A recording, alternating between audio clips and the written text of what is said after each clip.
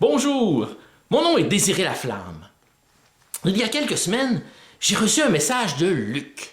Celui-ci me demandait « Bonjour, Monsieur Laflamme. Si je me fie aux propos de votre frère Aimé, vos voyages sont toujours des catastrophes où vous vous retrouvez inévitablement au poste de police. Est-ce toujours le cas? » Bien sûr, j'ai répondu à cette question dans la vidéo « Le naufrage au Mexique ». Mais ma réponse ne serait pas vraiment complète si je ne vous parlais pas d'une petite explosion qui a détruit un édifice au complet. Et j'étais dedans quand ça s'est passé. Bon, détail. Voici donc mon histoire. Vers l'âge de 15 ans environ, je participais à un camp liturgique dans une résidence de prêtres âgés. OK, un camp liturgique, si vous ne savez pas ce que c'est, là, ça, c'est une gang de gars et de filles saturés d'hormones qui vont passer une fin de semaine dans un lieu éloigné pour retrouver Dieu. Ben, comme Dieu, là, étant chacun de nous, ben, on finit par essayer de retrouver Dieu dans les hommes chez les filles, puis les filles chez les gars, puis on finit par trouver Dieu, puis être très, très proche de Dieu. D'où sa popularité. Alors, la fin de semaine se passe bien. On arrive au dimanche matin avec un autre participant. J'étais en train de préparer un coup dans le dortoir. Je ne sais pas pourquoi, là, ça va être une exception. Alors, quand tout à coup, il y avait une porte, okay, au bout du corridor, juste en face du dortoir, et là, cette porte est soufflée par une explosion. La porte, littéralement, se retrouve au fond du corridor. C'est incroyable. Alors, moi, je fais ni une ni deux. Je vais voir dans la salle principale, en passant par le beau cadre de porte vide, et là, ce que je vois devant le foyer, okay, un trou au plafond, un immense trou au plafond, et plusieurs participants au camp qui sont en bas, dont une qui est blessée à la jambe. Alors, le feu commence à pogner là-dedans, comprends-tu? Alors, tout le monde se dirige vers la porte principale, mais problème, la porte principale, comme toutes les autres portes de l'édifice, était barrée. C'est sûr, hein, ceux qui organisaient ça, ils n'étaient pas naïfs. Hein.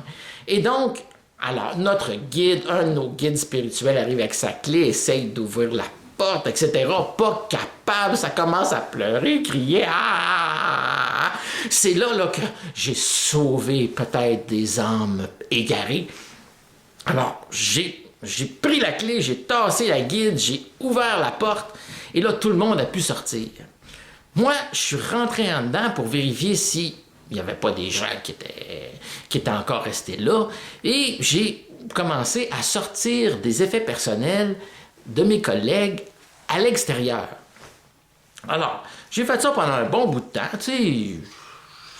Ouais, le temps, ça passe vite, t'sais. Alors, il y avait une espèce de porte patio en arrière. Alors, je sortais ça par la porte patio, tu sais, comprends-tu? Là, après une couple de minutes, là, je m'aperçois qu'il y a pas mal de fumée dans la place. Bon, je me dis, ce serait peut-être le temps de sortir. Alors, je sors par la porte patio, tu sais, puis là, je fais le tour de l'édifice. C'est un gros édifice quand même. Puis, j'arrive à l'égalité de l'endroit où l'explosion avait eu lieu. Et là, ce que je vois pas, c'est partout, sur toutes les fenêtres, le feu sortait à n'en plus finir. C'était vraiment un gros incendie. Alors, je marche pour aller voir l'organisatrice de l'activité de la fin de semaine. Et là, tout d'un coup, elle se retourne, elle me regarde. Elle dit « Mon Dieu! » Quel patois bien choisi. « On te croyait disparu! » Oh mon Dieu! Alors, moi, j'ai failli dire « Écoute, ça m'arrive tout le temps des situations comme ça. Mais je me suis retenu quand même. » Alors, cette chose-là, alors, au bout d'une heure, ce qu'on s'est aperçu, c'est que toute l'aile où il y avait eu l'explosion était complètement rasée par les flammes, mais, chose très, très curieuse, l'âtre qui était là en face de l'explosion, eh bien, cet arc-là était toujours debout et il y avait toujours du feu dans le foyer. C'est quand même curieux. Alors, on a su finalement par la suite que c'était un transformateur qui était situé entre le plancher et le plafond qui avait coulé et finalement qui avait explosé. Alors, mon cher Luc, tu vois bien que je me fais pas toujours arrêter par la police, bien que la police était là, puis que, bon, ça m'arrive de faire partie de catastrophes, mais c'est pas nécessairement moi la cause de la catastrophe. Alors, c'est ça. Donc, mon cher Luc, je te remercie pour ta question. Espèce de chanceux, tu as eu 2 réponses à ta question, c'est formidable.